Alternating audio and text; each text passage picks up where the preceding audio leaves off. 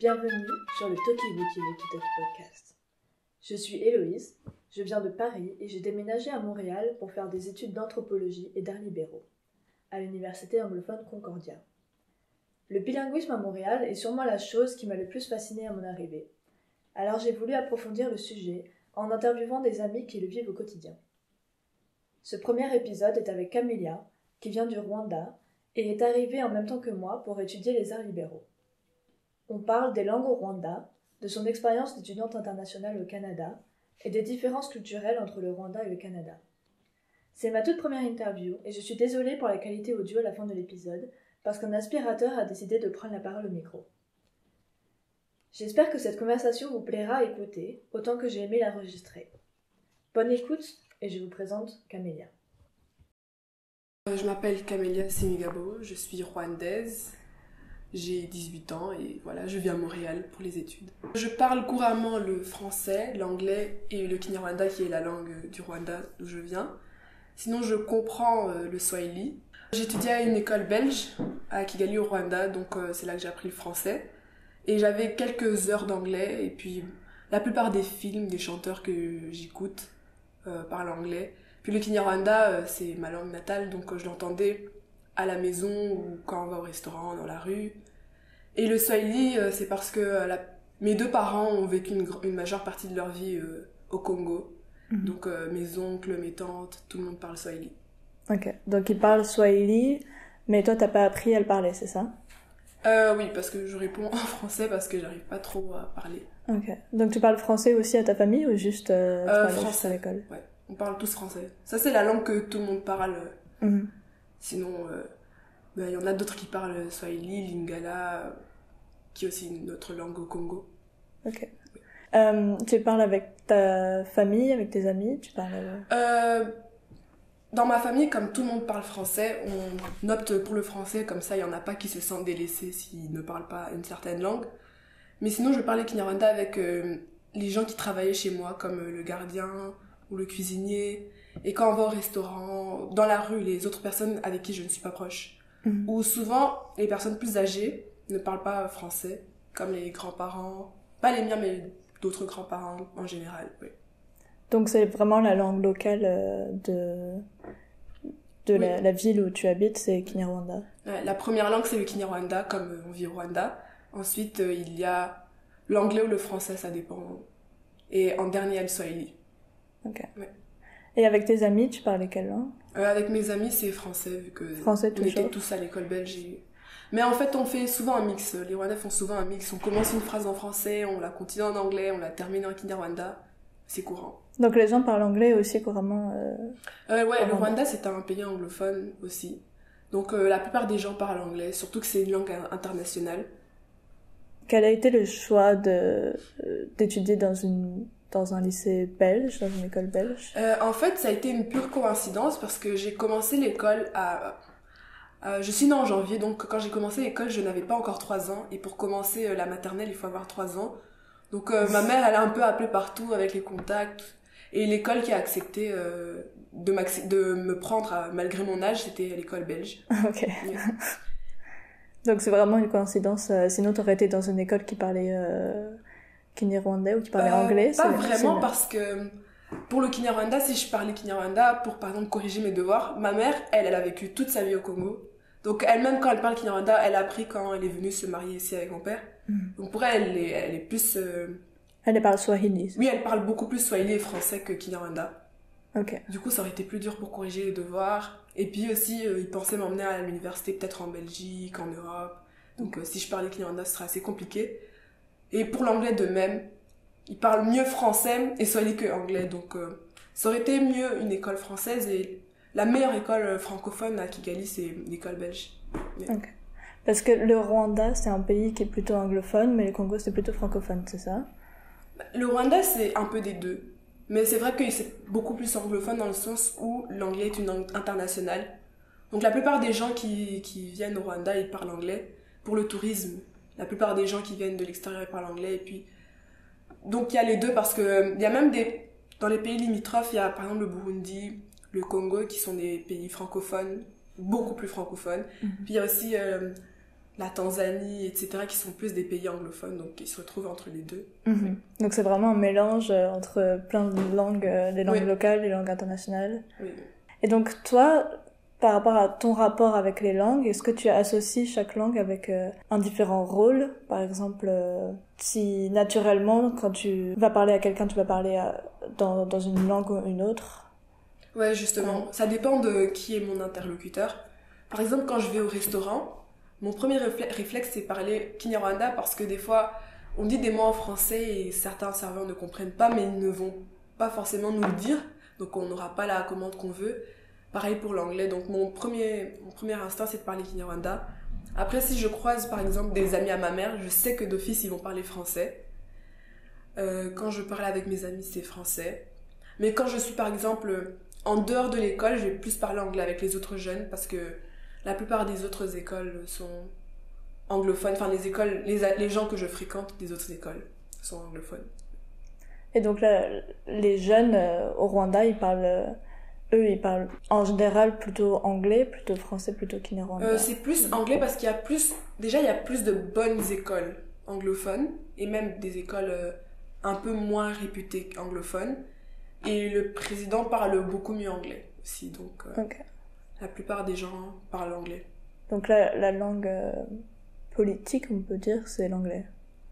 Anglais, Kinyarwanda, il y a quand même du français. Est-ce que tu as un rapport émotionnel à une langue ou une autre? Parce que tu dis que ta langue maternelle, du coup, c'est le Kinyarwanda. Mais ta mère te parle en français? Oui. Donc... En fait, non, ma mère, elle nous parlait en français, vu qu'on allait à l'école en français, ma petite sœur et moi. Mais à un certain âge, elle a réalisé qu'on parlait mieux français que ce qui est censé être notre langue maternelle, le Kinyarwanda. Et depuis, elle nous parle qu'en Kinyarwanda. Après, s'il y a des amis qui viennent qui parlent pas le Kinyarwanda, elle va nous parler en français, mais sinon, elle nous parle qu'en Kinyarwanda. Ouais. Donc, au niveau émotionnel, est-ce que tu associes différentes émotions à une langue ou une autre? Oui, dans le sens où, par exemple, je suis beaucoup plus à l'aise avec le français vu que j'ai étudié en français. Donc si j'ai vraiment envie de m'exprimer directement comme ça, je vais parler en français. Parce que il y a certains mots qui viennent pas dans les autres langues, par exemple, que je ne trouve pas. Après, le Kinyarwanda, c'est une langue assez spéciale dans le sens où, par exemple, si je t'insulte en Kinyarwanda, ça fait beaucoup plus mal que si je t'insulte en français ou en anglais. C'est vraiment une langue, assez... Ouais, qui a conservé beaucoup de sa culture. Par exemple, si je te dis en français, je sais pas, tu es une vache, ça va pas autant te toucher. Qu'en Kinyarwanda, c'est vraiment une insulte assez importante. Et ouais, j'aime bien le Kinyarwanda parce que même les blagues, elles sont beaucoup plus marrantes. Après, l'anglais, je trouve ça... J'aime bien l'anglais parce que, je sais pas, ça me fait penser aux films, aux célébrités. Ouais. Et t'étudies en anglais, hein, c'est ça? Maintenant, oui, j'étudie en anglais. Est-ce que du coup, c'est une langue plus académique aussi? Ou... Je dirais pas plus académique parce que, bon, la plupart, par exemple, des livres qu'on lit, ils étaient de base en français. Mais moi, je le vois plus, oui, comme une langue que je vais parler avec des gens avec qui je ne suis pas proche. Je le vois comme des gens avec qui je suis pas proche. Ou quand je dois faire des trucs académiques, scolaires. Est-ce que tu voudrais que ton niveau d'une langue évolue ou ta relation avec une langue évolue? Par exemple, tu dis que tu comprends le swahili mais tu le parles pas. Est-ce que tu voudrais Ah oui, bah en fait toutes les langues parce que en français, je dirais que d'une certaine manière, j'ai pas vraiment besoin de l'améliorer, je parle assez bien français. Après le Kinyarwanda, j'aimerais bien l'améliorer malgré le fait que je parle quand même assez bien. Le swahili, je commence déjà, des fois je parle avec ma mère en swahili, j'essaie d'écrire. Et il y a aussi le lingala, ma mère parle souvent lingala quand elle veut parler derrière mon dos. Lingala, c'est une langue qui est parlée au Congo aussi. Au Congo. Okay. C'est juste qu'elle a vécu à Bukavu et à Kinshasa. Bukavu c'est plus swahili et Kinshasa plus lingala. Donc toutes les stars que vous entendez comme, je sais pas, NASA, K-Black, etc. Ils parlent souvent lingala dans leurs chansons, Koffi Olomide, etc. Donc ouais, c'est une langue que j'aimerais beaucoup améliorer, malgré le fait que je comprends pas trop. Et l'anglais aussi parce que je parle assez bien anglais, mais des fois j'ai des blocages, il y a des mots que je trouve pas, même si je les connais. Donc. T'es de quelle ville au Rwanda? Kigali, qui est la capitale. C'est la capitale, oui. Ok. Et quand est-ce que t'es arrivée à Montréal? Je suis arrivée début septembre. Début septembre, oui. pour faire tes études, du coup. Oui, pour faire mes études universitaires. Ok. Qu'est-ce que t'étudies?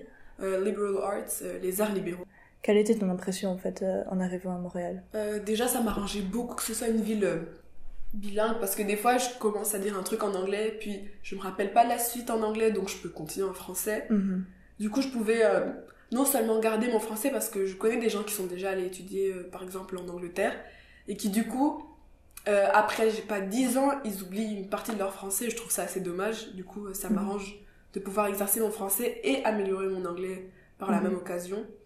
Après, c'est vrai que c'était un très grand changement, parce que je viens de Kigali, qui est une ville très petite, vraiment très petite, où tout le monde se connaît, chaque coin de rue, on croise quelqu'un, on se dit bonjour. Mais ici, c'est une super grande ville.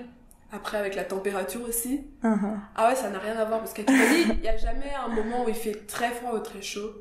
On passe toute l'année en t-shirt, de temps en temps avec des pulls. Il y a juste 2 saisons, saison sèche et saison des pluies. Donc c'est pas extrême. Et ici, je suis vraiment arrivée à l'autre bout. Soit il fait très chaud, soit il fait très froid. Mais sinon, par exemple, le rapport humain, je trouve qu'ici, les gens sont beaucoup plus chaleureux. Et c'est quelque chose qui m'a vraiment frappée. Les gens, ils sont prêts à t'aider, à t'écouter, souriants. Donc ça a été un choc pour toi, le fait Oui. d'avoir des extrêmes comme ça. Et est-ce que ça t'a un peu affecté émotionnellement ou c'était... Oui, ça a été un choc parce que je n'ai jamais vécu d'hiver. J'ai vécu un hiver, c'était pendant les vacances de décembre.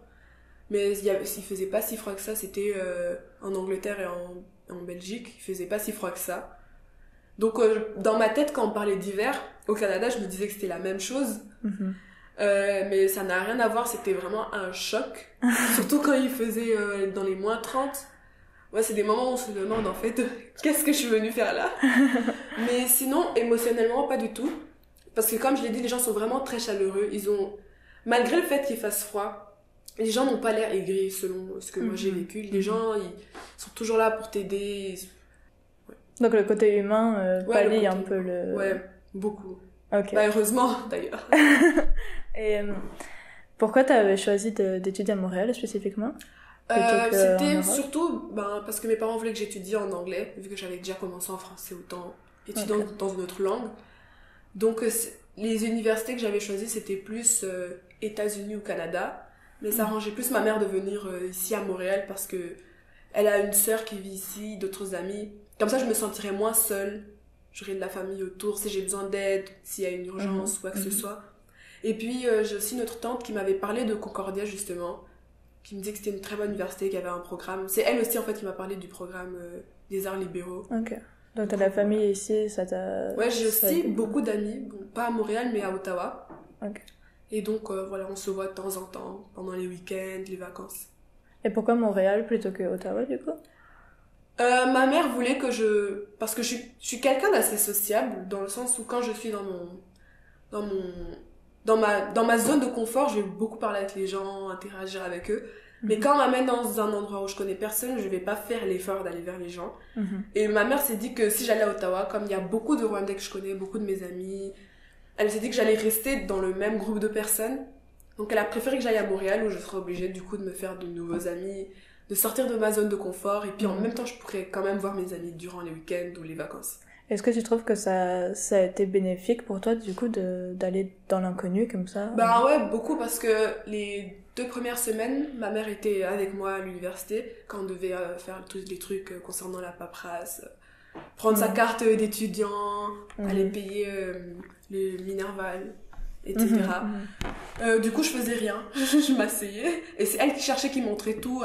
C'est là que tu dois passer, c'est là le bureau de telle ou telle chose. Je faisais rien. Quand on allait... Il y a un truc dans notre programme, les arts libéraux, tous les jeudis, un coffee hour, 1 heure de café où les gens vont discuter. Et moi, j'y allais avec ma mère, mais c'est ma mère qui discutait avec les gens, du coup. Et quand elle est partie, là, j'étais obligée de tout faire toute seule. Au début, c'était assez dur, mais ça te force, en fait, à dépasser tes limites, en quelque sorte. Tu dois faire les choses toi-même, et voilà, tu grandis, en fait. Ouais. Et sur quel point t'as trouvé que t'as changé ou que t'as grandi, du coup, en habitant toute seule? Déjà, t'es obligée de t'organiser, parce que ici, les choses vont très vite, déjà. T'as pas le temps de t'asseoir et te reposer. Personne va faire ta vaisselle pour toi, personne va cuisiner pour toi.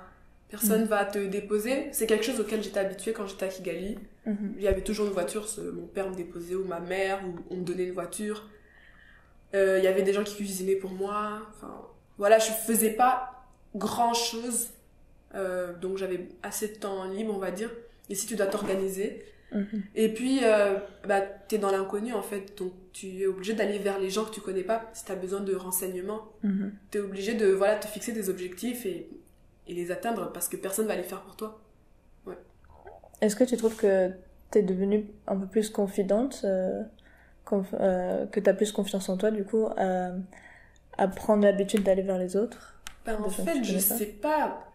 Parce que, en fait, vraiment, j'ai jamais changé d'école, par exemple. Du coup, j'ai toujours été dans la même école, toujours les mêmes amis, entre guillemets, toujours, dans mon même cercle, dans une bulle, en fait.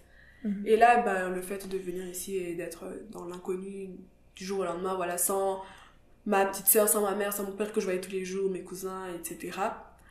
Je dirais que mon côté timide est plus ressorti. Je savais pas en fait que j'étais timide avant de venir ici. Du coup, je saurais pas répondre à cette question. Je sais pas si je suis devenue plus confiante ou moins.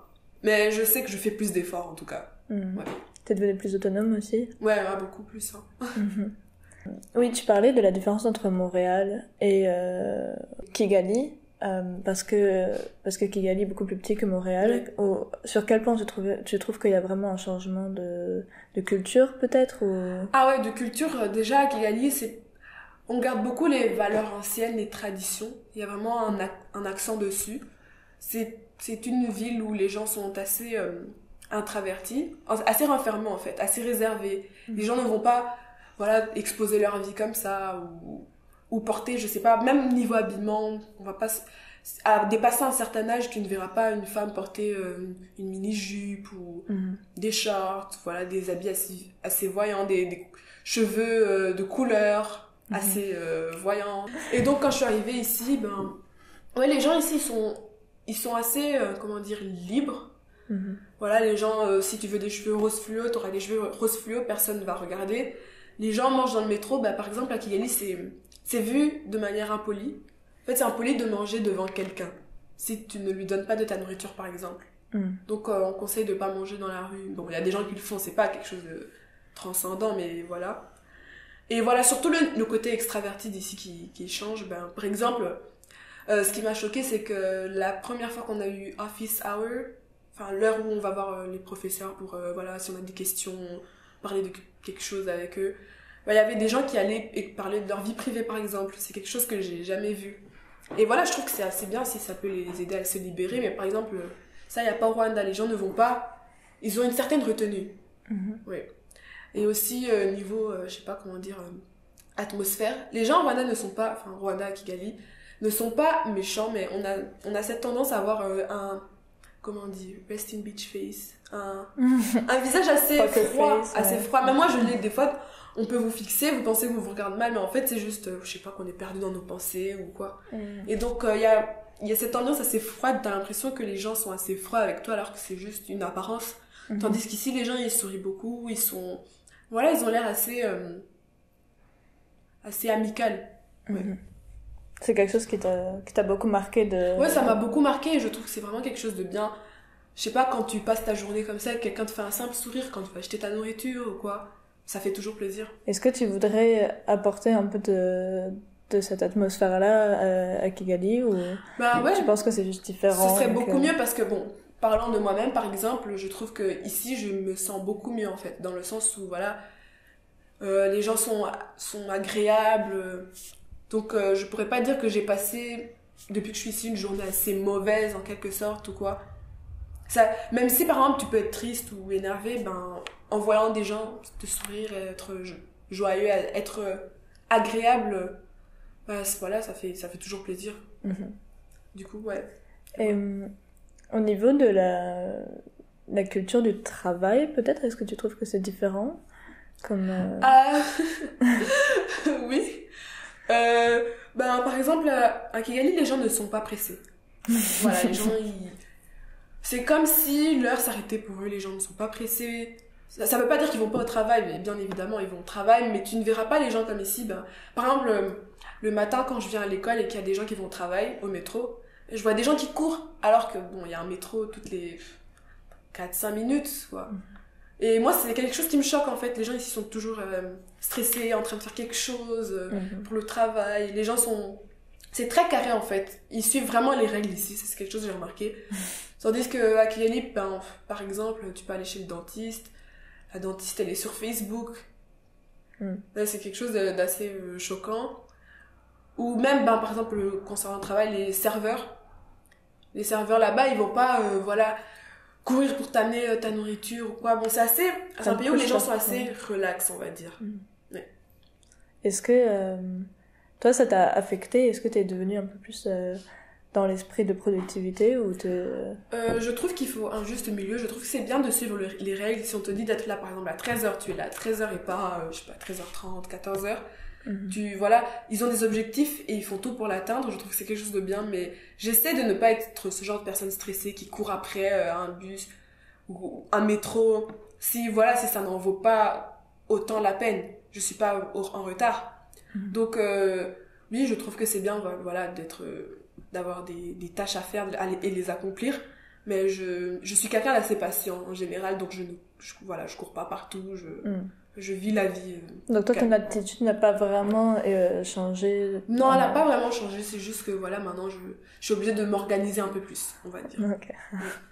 Et est-ce que tu penses que l'architecture de Montréal, peut-être, les grands buildings comme ça... Oui, c'est pas aussi marquant que ça. Bon, les buildings sont assez grands, oui. Par rapport à Kigali, où...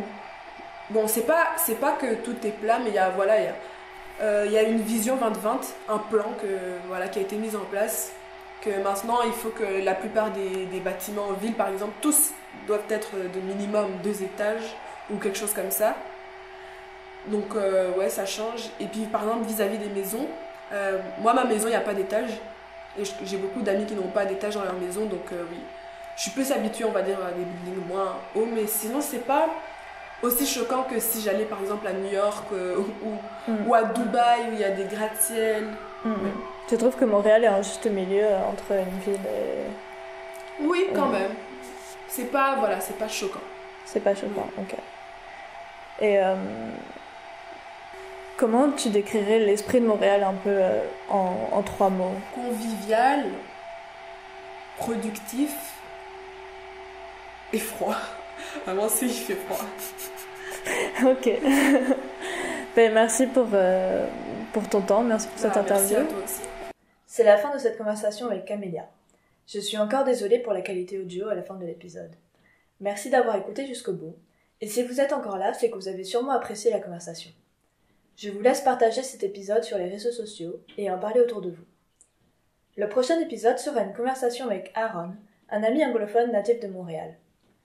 Je vous dis à bientôt. Vous étiez sur le Talkie Walkie Walkie Talkie Podcast.